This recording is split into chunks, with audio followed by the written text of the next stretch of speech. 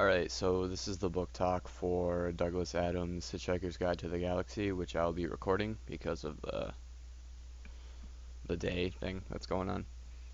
So this book is a comedy, science fiction comedy that is kind of all over the place with how it goes about things. The synopsis or plot line would start with Arthur Dent, who is just the average. He's the protagonist, but he's just kind of the just average. He's just the regular. Because this story takes place throughout the galaxy, that throughout the entire universe, I guess. But he's just the Earthling that is the protagonist, which is kind of has to do with Aristotle's protagonist as well. That he's generally good, but just not like a godlike status. Uh, it starts out with the government trying to clear Arthur Dent's house away for an interstate that's going to be built, which is kind of ironic because what happens eventually after that is uh, when Arthur goes to the bar, he meets Ford Prefect, who says like, "Don't worry, this is nothing because the entire world's going to be blown up for a bigger interstate that's like an intergalactic interstate." So it turns out that Arthur's actually an alien who travels throughout the universe. He's a hitchhiker. So they meet up together. They become friends, and Arthur Arthur and Ford actually go out into space because Ford Ford's friends with them, and they don't want to die on the Earth that's going to be blown up from the alien race known as the Vogons. They came to destroy Earth, so they could make a space road interstate through that. Uh, and as Ford, or sorry, Arthur is of course kind of surprised by all of this and the fact that he can't comprehend the fact that Earth's going to die, so or what to do after that. So Ford gives him the Hitchhiker's Guide to the Galaxy, which is pretty much what to do. It has everything in it that you need to know.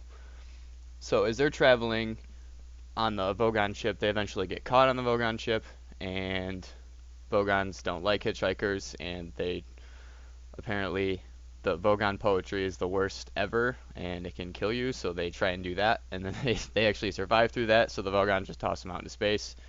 And you can survive 30 seconds in space, according to the Hitchhiker's Guide, and they're out there for 29, so they're saved just in time by somebody's name who's Zafad, who is I guess, the president of the universe, which is kind of comparable to the straw man that we were talking about in this book, because he doesn't really do much. He just kind of distracts everybody from what's actually going on from the real government, because he's kind of like a partier troublemaker, and he actually was at a party uh, with Arthur.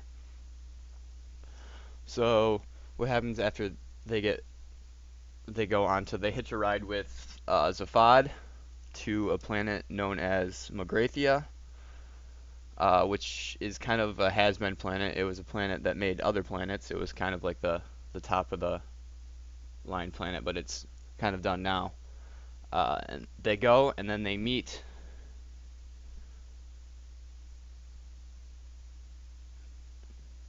So let me consult. They meet.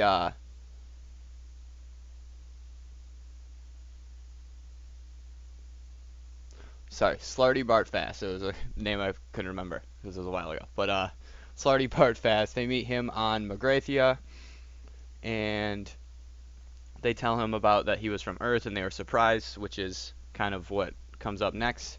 But they go through a tour of Magrathea, and then they go deep down into Magrathea and find uh, a machine that's run by mice, which uh, is a machine known as Deep Thought, and it answers pretty much the meaning of life, which is 42, for just the answer to everything.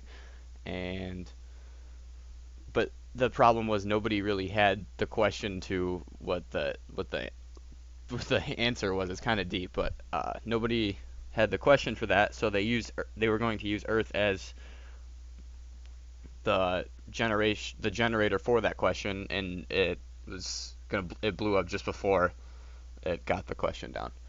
So the point of having mice, I think, is kind of just ironic that we think of mice as really low beings, but they're kind of like the top of this in this book. The whole book is actually, well, I guess after this, to finish the plot, after they find the meaning of life in or the 42, they go out and they don't really. Well, okay, so after Earth, they find out he's from Earth, and they think that they could dissect Arthur's brain for to find out the question for that, and Arthur doesn't want that because he doesn't want to die. So they all take out into outer space, and they're being chased by the police there. And the end of it is just kind of like Safad is like, let's go get something to eat at the restaurant, at this restaurant, which is kind of the tie-in to the next book. And that's kind of the end of it. The whole book is kind of just a comedy, but it's a deep comedy, kind of comedy that I like. The fact that, as you can see on this background here, everything says "Don't panic." That's kind of the whole thing. It's like all of this stuff is out of our control. We don't need to worry about like all the universal stuff that we have no control over. That I think is the main point to what this book is trying to accomplish. Even though it kind of just pokes fun at everything from politics to people that think too deeply about things, and it's really satirical, and it's a good book. It just you just saying you can't overthink everything. So I would recommend to anybody that would like it, especially because I like the comedy. But even though there's not like a concrete, uh, it's hard. It's a book that's very hard to describe because there's no concrete evidence of what's going on. But I really do think it's about like don't worry about everything. Just calm down, and the universe will go through with what it needs to do. So, yep, that's Douglas Adams' Hitchhiker's Guide to the Galaxy.